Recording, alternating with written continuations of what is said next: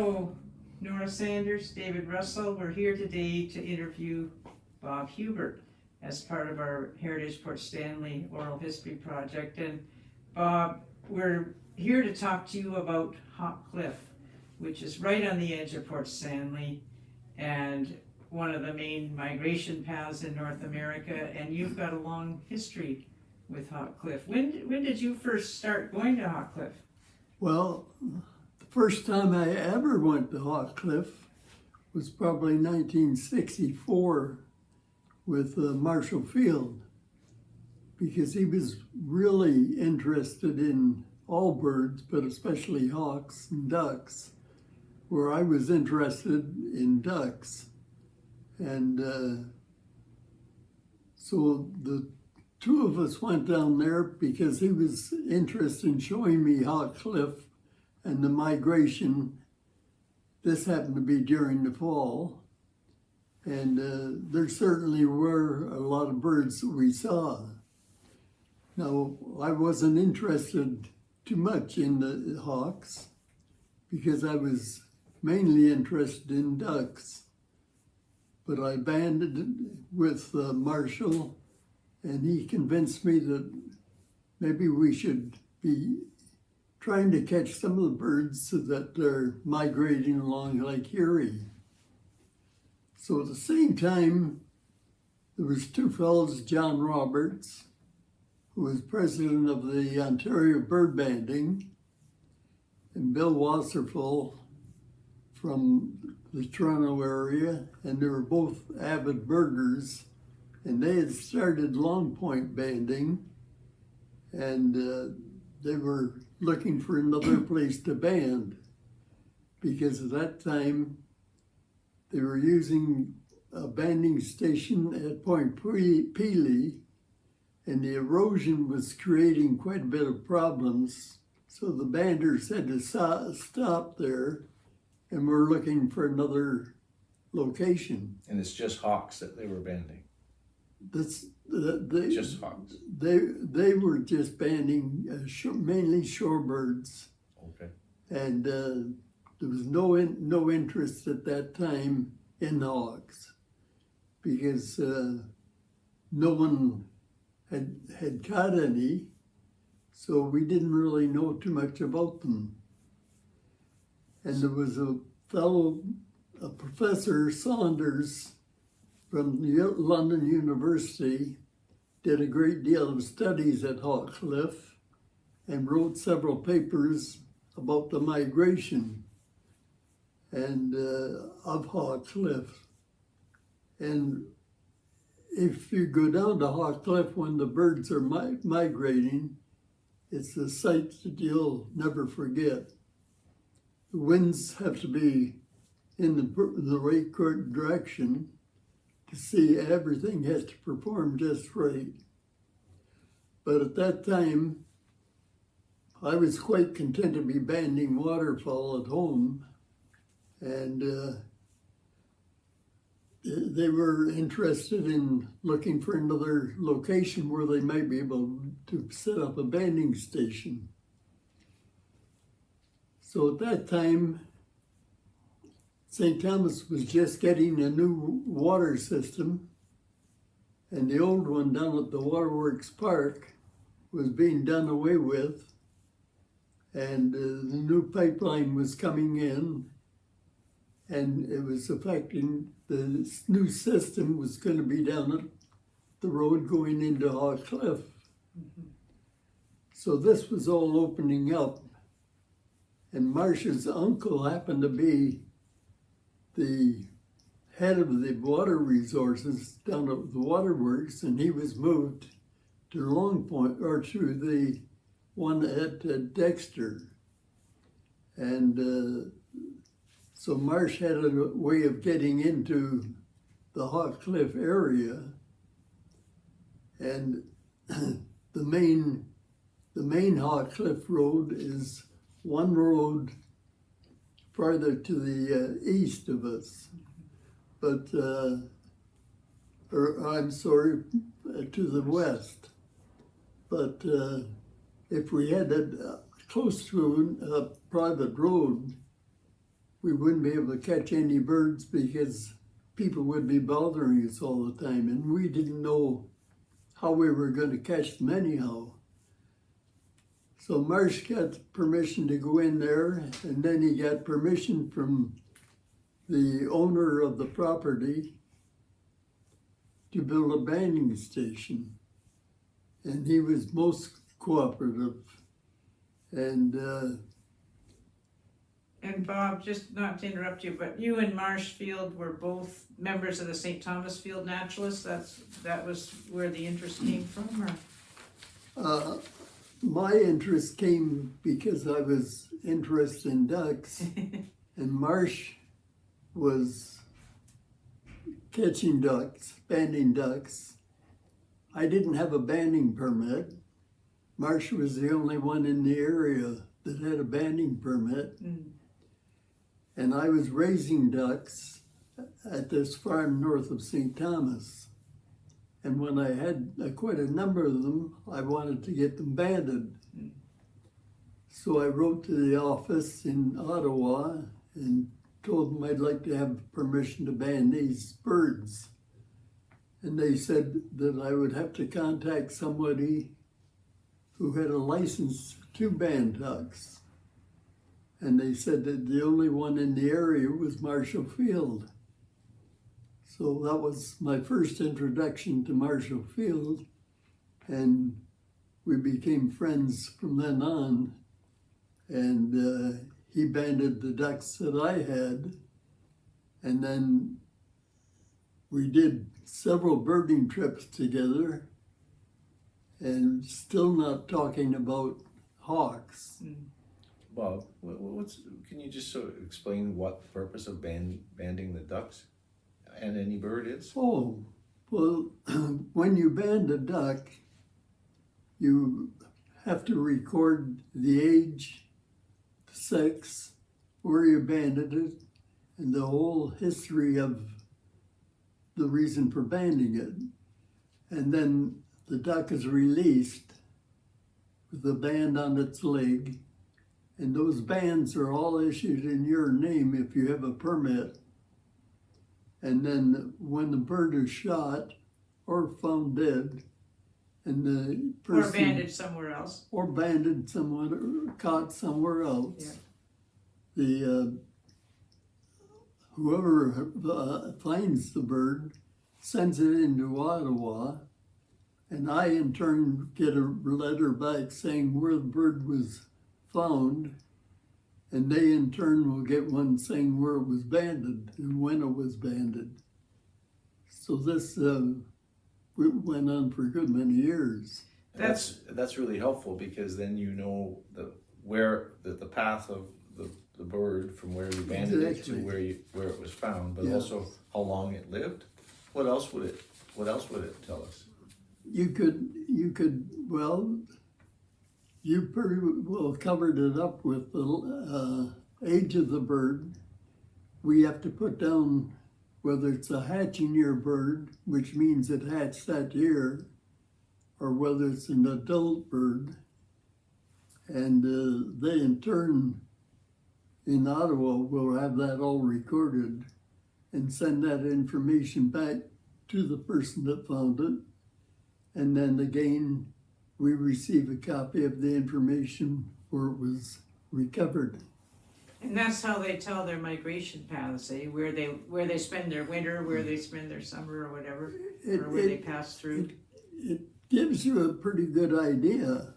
Although I had one, the farthest one I ever had was up into the Northwest Territories, and it was just on the edge of the Russian border. Wow. And at that time, there was a bit of a Cold War going on with the Russians, and yet their scientific station up there recorded the information about this duck and sent the information down to Ottawa. Mm. And I, in turn, returned or found the information. Wow. But I've had several, most of them go to the southern states that I banned. because I concentrate on wood ducks. And wood ducks were at one time very scarce in the area, and they require nesting sites, and they nest in hollow trees. So I put up a number of boxes. So I'm going to ask you about that because we're from the Port Stanley group, and Hope Stock Farm that you and I are both familiar with was part of the original grant to John Boswick, what they call the original settler of Port Stanley, and that's one of the locations you put up wood duck boxes, eh? Yes, I was able to, with the permission of the owners, I was able to put up wood duck boxes because I wanted to have the permission to go in and clean the boxes out, study the boxes, see if they were successful, and put in new nesting material for the birds. So it was, I depended on the relationship with the owner in order to carry on the banding that I did do. And you're telling us that wood ducks are your favorite or your true love, but you've spent a lot of your days banding hawks at Hawk Cliff too, right? Well, those were the days that I wasn't interested in anything else other than ducks. But then we had this Bill Wasserfeld came up, and they were looking for a new area where they might band, and with the intentions of because they saw the thousands of blue jays that would migrate along the edge, and they thought that would be a good place to catch birds. So Marsh finally got permission from Steve Ivan, who owned the property, and once he got permission, about 2 days later, we had two truckloads of lumber come down, and there was Lawrence Saunders, Marshall Field's father, myself, and one other person I was not familiar with, started to construct a banding station. We had no idea what a banding station would look like, except we knew you had to be in it out of sight and some way to see the hawks. So the first station we built, which was called number 1, obviously, and it was 15 feet long, and it had an area at the one end with a room for one bed that anybody coming down from Toronto or any place else could stay overnight. And they'd be out of the weather anyhow, but there was no heating. And the building was about 6 foot high, 4 foot wide. And we had at that time, so that the hawks wouldn't see us, a slit that was left open right at where you would stand and look out, about 1.25 inches high, and then the length. And you stared through this little opening, trying to see hawks. And Bob, when you're going out, are you wearing gloves or I think you do it barehanded, and I can't imagine with those sharp talons there. The first policy we had was you don't wear gloves, because we were always afraid that if you had gloves on, you might squeeze the bird too much and not realize it. So if you're handling it carefully without any gloves on, you can handle it without injuring the bird at all.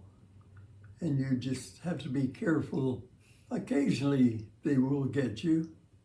Their talons are extremely sharp, and as they go in, you're trying to get them out with the other bare hand, that you have, and because you can't let go of the hawk, so he's penetrating your skin a little bit, and you just carefully pull it back and eventually take it off the trap. And then we would take it to the banding station, do a wing cord, which is from the elbow bent, the wing is bent, and from the elbow to the tip of the wing, you do a wing cord measurement. And at that time, we didn't weigh them, but we did start weighing later, and there's always been a debate about how valuable it is, because if they happen to eat something just before you catch it, it's going to be a lot heavier than when you let it go. But it's we would do it in case somebody was doing that further study.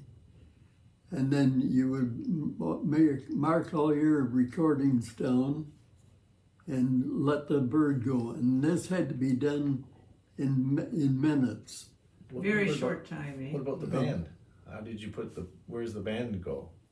Right around the lake. Okay, the bottom of the lake? Yeah, there's... Yeah, he's got a band here. Does he? Yeah, these are some different bands from different sizes of birds. We'll show that, So yeah. once you have the size of the bird, then you can pick the size of the band? The band, yeah, you know that a certain bird will take a size band, or a certain size band. Tell us because you've mentioned some of the ranges, like so the kestrel will be the smallest and then the biggest. Tell us the different kinds of hawks you were catching there. Well, when we were beginning, we really didn't know what we were doing. But once we started catching a few hawks, we learned to identify each species. Mm-hmm. And at that time, things were not very good with birds because of DDT. Mm-hmm. That was the big thing. There were no eagles, no peregrines. There were several of the birds that would feed on fish and different things in the water that wouldn't lay eggs successfully because the egg was breaking because of this, as it turned out, the DDT. And there were not even eagles. We didn't even see them. They just were non-existent. Because the egg shell was so weak, the eggs would just be crushed. That's right. And the egg itself was of no value. So that's one of the changes you've seen over the years, eh? Like there are quite a few bald eagles now. Today there's large flocks of eagles. And it's just a matter of minutes from when you first catch the hawk till you do all your steps and then release it. Everything is done exactly as fast as possible, and as accurately and carefully. And tell us about the flights of hawks. Like, do you get all the different kinds in a day, or do you get a whole bunch of broadwings one day and another day a whole bunch of kestrels or something? Well, wind is the biggest factor down there. And if you get a strong east wind, it's usually not too good for you down there. But if you get a northwest or northeast, get the right combination, you'll get the birds coming in.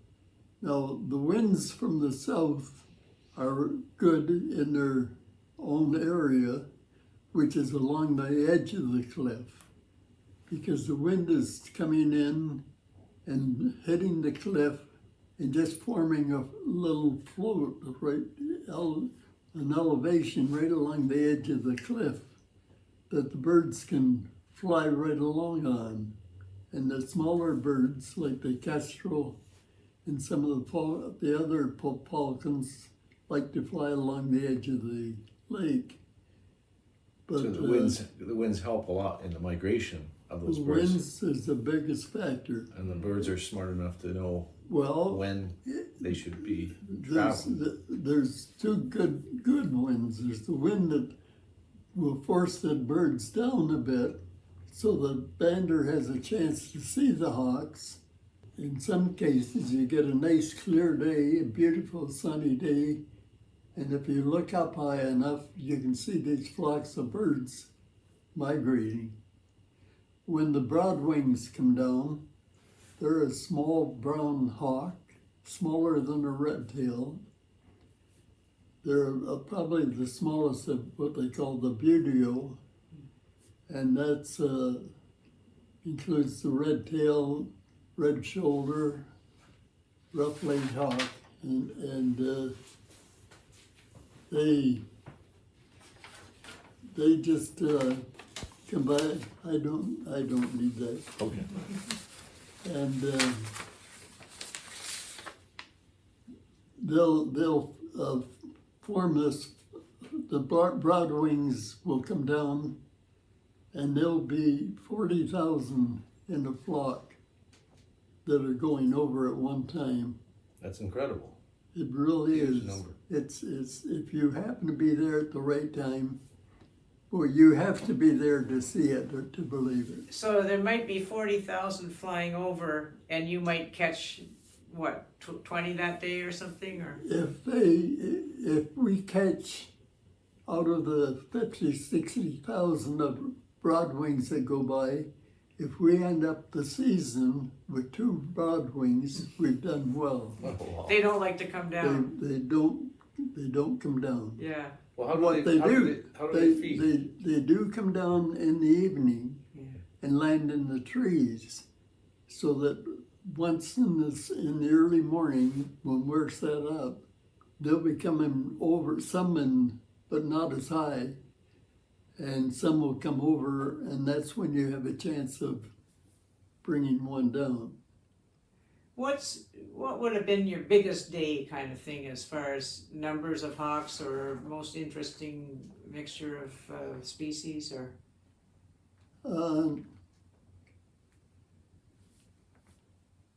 I would say if you caught 200 hawks in a day, you had a really good day. Wow.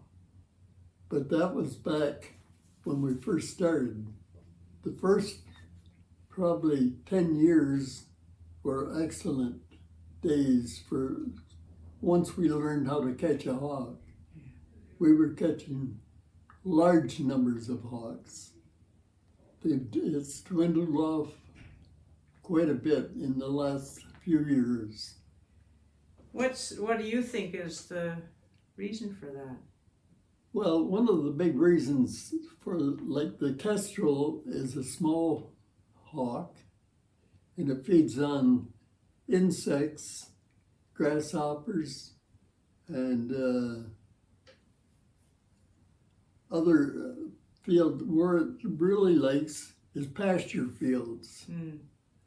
And there used to be a lot of dairy farmers around, and farmers that had nice pasture fields, and they're gone pretty well into another form of farming. Mm-hmm. So there's no cover or food left for them to come along. So they'll eat mice, but the kestrel is one that you can see sitting along the wires, a very beautiful falcon. And they also put up nesting boxes for them, and they will nest along these poles that they put up for them. And again, they record the information on the young, and then leave them there till they hatch and come, or after they hatch, and then once they become fully feathered, they leave the nest. So the kestrels have diminished over the years. Eagles have made a comeback. Are most of the species down rather than up? The most of the species are down. And I'm wondering about this year, for instance, with the number of forest fires that we've had throughout the country, right during their nesting period. What if anybody could do a study and see what damage being done, I think they'd be surprised. Now, the birds we get are basically from the east and northeast. When the hawks are migrating going down in the late fall on our side, that's when we can catch them in the fall. When they come back in the spring, they're on the other side of the lake, and they do some banding over across from us. But in order to catch the ones that we have, the hawks don't like to fly out over large bodies of water because there's no thermals. And the thermal is a gust of wind that will almost form an elevator for them. It'll lift up, and with conditions right, they'll pick up this thermal and just lift up to make it easier to fly. So the birds that are nesting in the far north and east of us, they don't like to fly out over water because there's no thermals. So the thermal takes them up high, and then they can glide from that height without having to use wing power. Right. Makes sense. But if they haven't got the right thermal, like quite often out over the water itself, you don't get the thermals because of the heat from the sun and everything along the shore. And once they're out over the lake, middle of the lake, there's no place to stop and have a rest, and there's nothing to feed on. It's amazing that the birds would know that that's a large body of water. They just from the shore. They follow the edge of the rivers, and they'll come right along. And that's once they get to Hawk Cliff is situated with those higher cliffs, and it just elevates the banders and everything. So they're in a good position for the hawks. You're closer to the coming birds. at a nice height. Yeah. Whereas if down further east, the same height of the bird would be up there quite a bit higher when you were down quite a bit lower. And did you ever band birds that you'd banded the year before or a previous year? Did you ever get the same ones coming through and coming down? You at the end of the season, it's all tallied up, and there's usually 15 or 20 birds that are retrapped by you.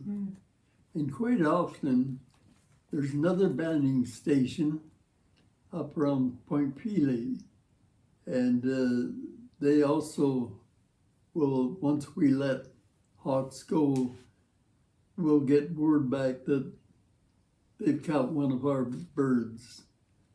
And that might be within just a few hours, actually. Well, you said that you were number one banding station. How many are there now? Well, now there's 6 banding stations, but there's only 4 that are worked steadily because there are people now that have been retired and are able to be down there. It's all volunteers, right? Everything is volunteers. Yeah. And you have to have a banding, you have to have a permit from the Canadian, from Aylmer. The provincial government is in charge of all birds of prey. And but then you have to have a federal permit in order to ban them. So one gives you the permission to ban, the other one you have permission to catch them. So we do. They've been fairly cooperative, especially we deal with the Aylmer office, and the one biologist that used to be down there, Pud Hunter, he was interested in what we did and extremely interested. And who are these volunteers? Like, to spend their whole time down there on the cliff watching for birds. Some people say they're not in the right mind.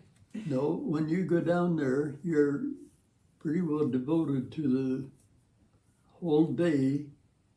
Now, I worked shift work, so that made a difference. At times it was a good difference, but I could go down on the afternoon shifts until I had to go into work, like later on in the afternoon. But I'd have all morning that I could be down there. Now, I didn't like going down when I was on midnights because I did need my sleep.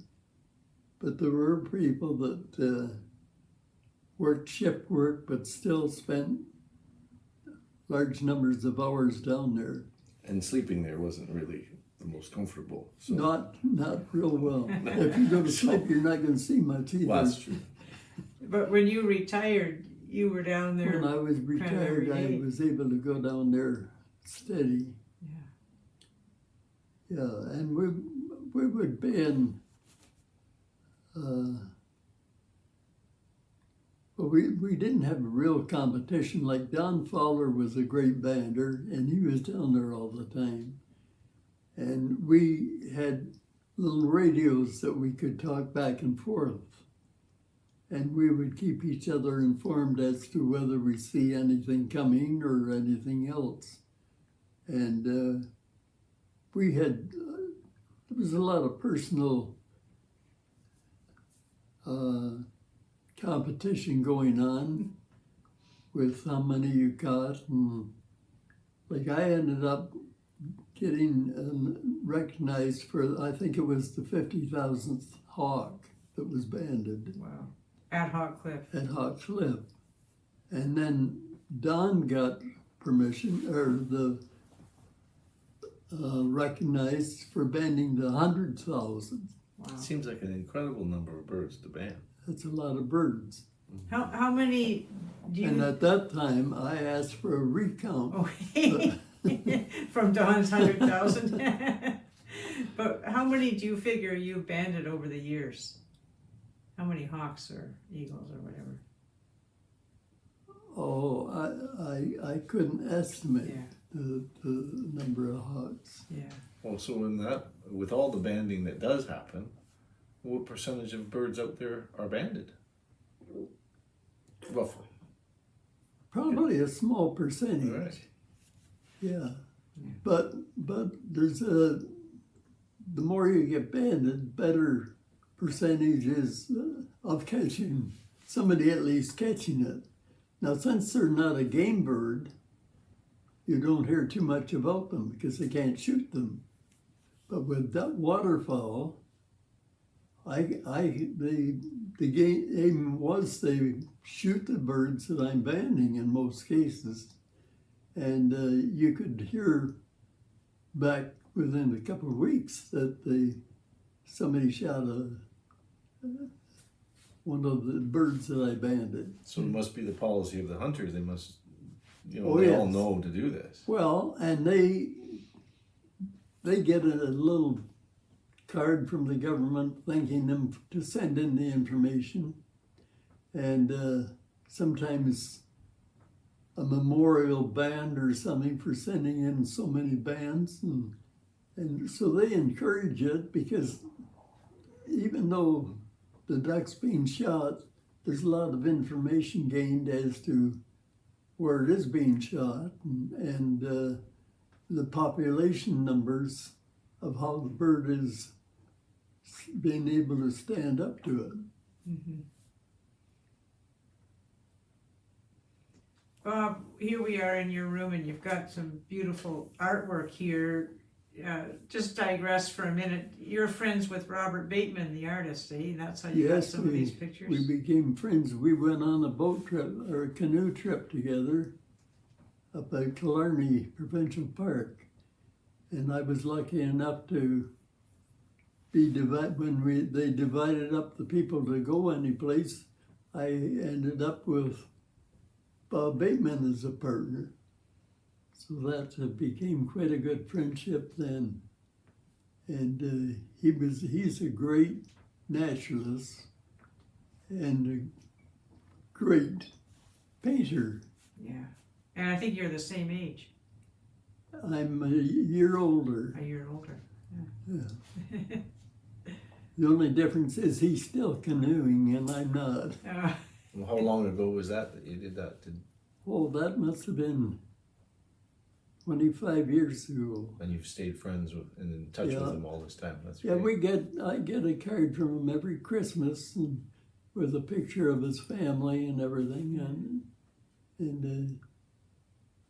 and then if I know he's well, I don't recently, but in the past my wife and I would find out when he's going to have a showing, say in Kitchener someplace, and go to the showing, and so we did keep in touch that way. You've met a lot of people through the birds, and yeah. Oh, yeah, and most of the people that you meet are really good people. Yeah. Really interested, devoted, and some of the biologists, especially the young biologists that are getting into it, are really keen and gives you hope that there's a pretty good future for what they're doing. You've had a young girl from St. Thomas that was a student at Western that was helping you with some of your banding. And Yes, stuff, right? and she was able to get her banding permit by being with me for a couple of years, and she is extremely good. Yeah.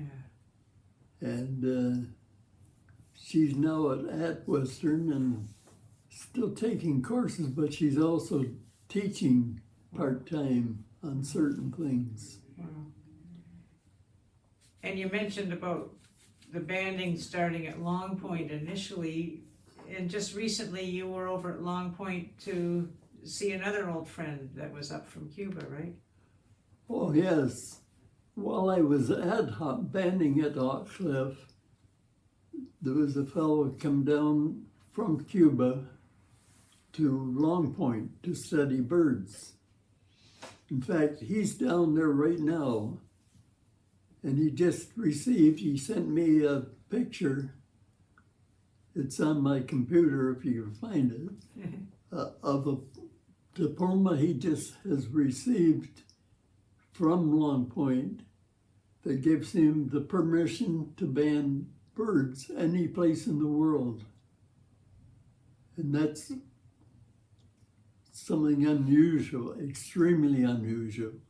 I have what they call a master's branding permit, and I can band in Canada, but you have to make sure you get permission from any place you're going on to band. But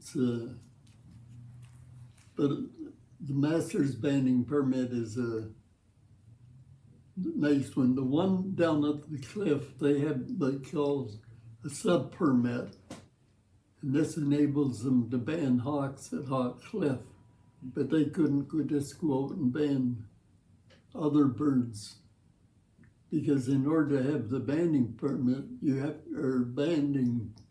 to get bands, you have to have a permit and the government supply you with the size of bands and then as many bands as you need for the species that you're working with. And the work you've done, Bob, as a volunteer is helping, I guess, preserve different species of birds all through North America, if you think of it that way. It must be a very good feeling as you look back on all you've done. I get a lot of satisfaction with what I've accomplished with wood ducks. Yeah. That was my main interest, and when I started, there were no wood ducks to speak of. In Elgin County, or anywhere. In anywhere.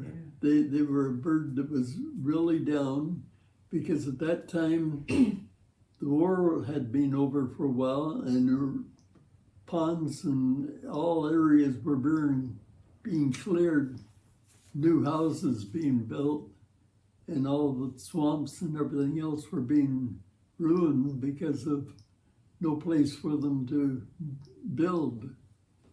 And so I started with a few birds, and I had a few birds, 6 birds that were 3 pairs of wood ducks that a friend who studied or had a sanctuary at Kingston, and he gave me 6 pairs or 6 ducks, and I put them in at Marshall Fields when he was at the at the Pinfer Park.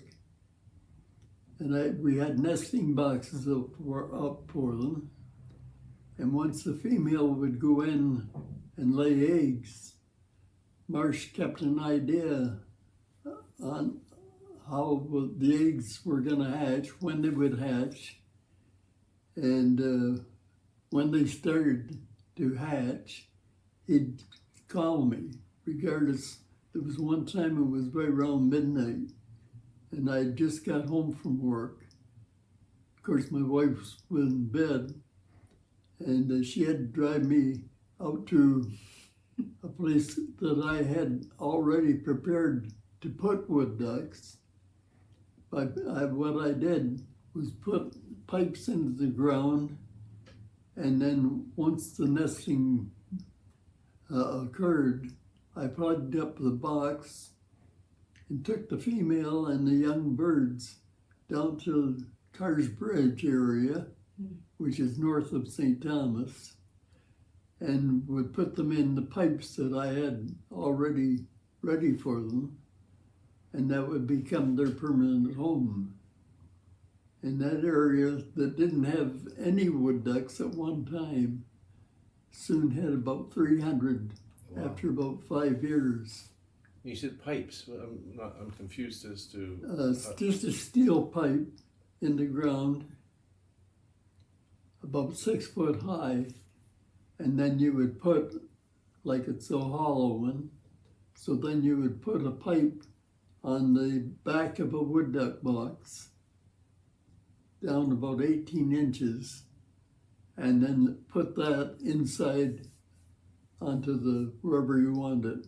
It would just fit inside it, and that then it would be a permanent situation. So you'd move the whole box with the female and the little nestlings. Yeah, and I had to plug the hole up with a piece of cloth, and she would sit there, and I would take everything down, and what got you started? Were you interested in birds as a kid, or were you just playing baseball?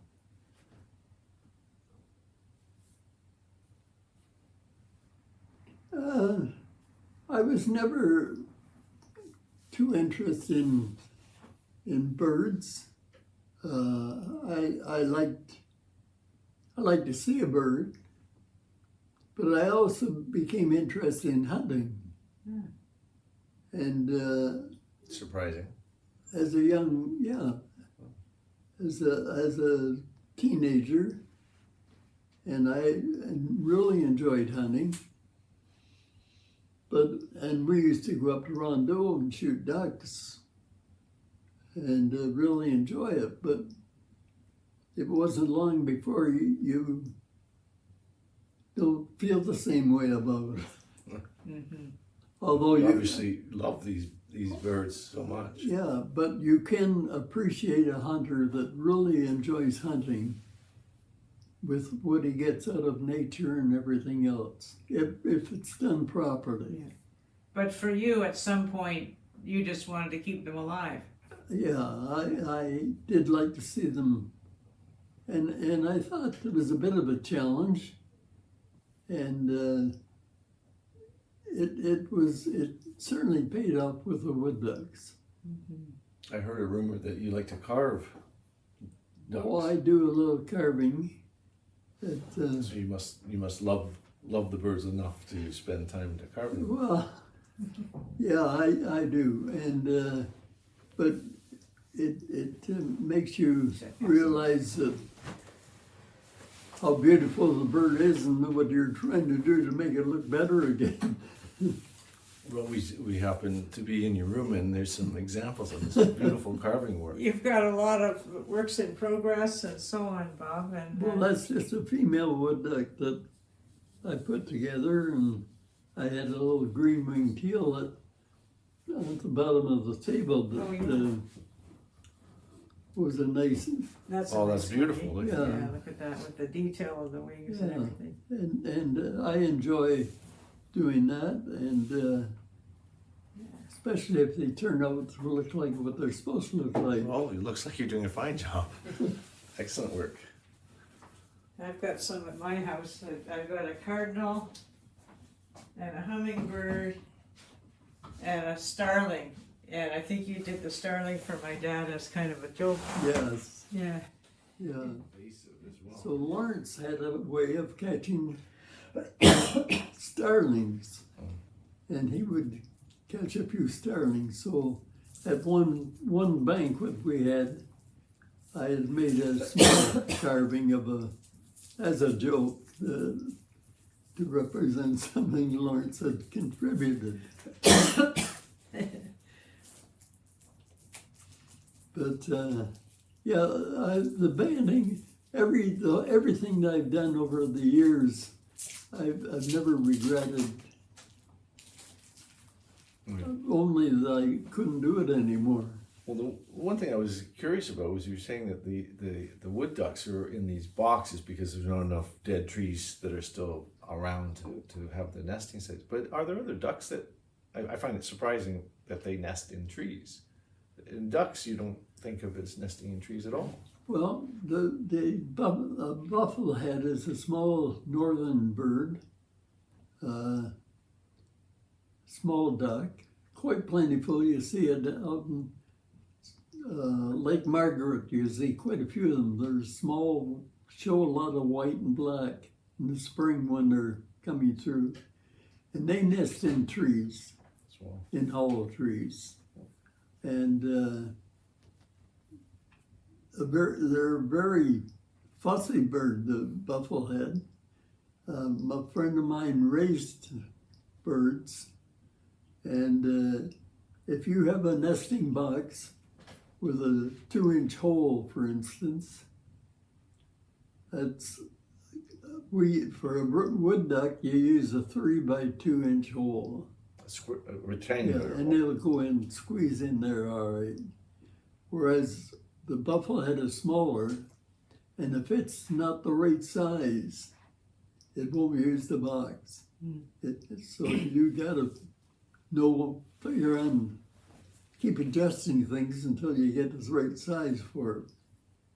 But you can't do that in the wild, so.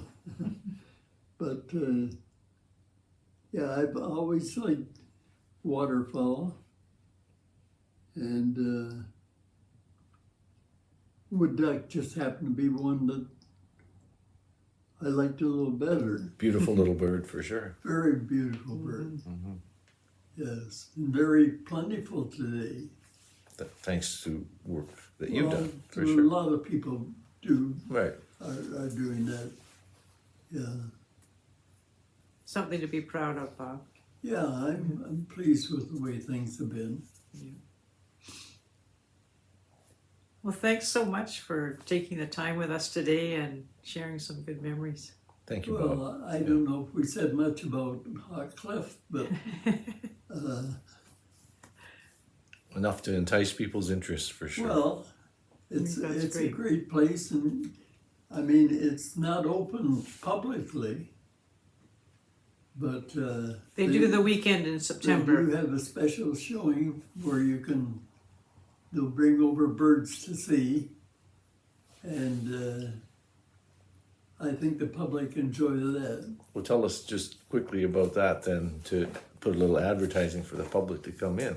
Is that a Well, fundraiser of some sort, or No, no? It's free. no, it's just to introduce people to the hawks. And how would they find out about it if they wanted to? It's well advertised in the papers, I think, and word of mouth is one of the best ways to get information. And the Naturalist Club, it's always announced and they talk about it quite a bit. So there is quite a number of large people that are interested and have heard of Hawk Cliff. And even those that have never been there are sometimes curious enough to drive there. And they've got the new location now, which I understand is really For the weekend, yeah. good for the weekend.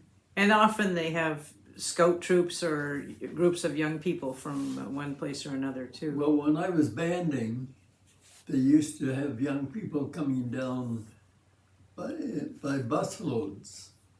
And I would know what time they were going to come down. It would have to be prearranged. And I would take over hawks at that time and show the kids. And they could, if the bird was banded, which I usually had them banded first, I would, if they were old enough and sincere enough, I would let them release a bird. Mm-hmm. Exciting for kids, for sure. Yeah. Mm-hmm. So they got, it was quite an excitement for that. Yeah.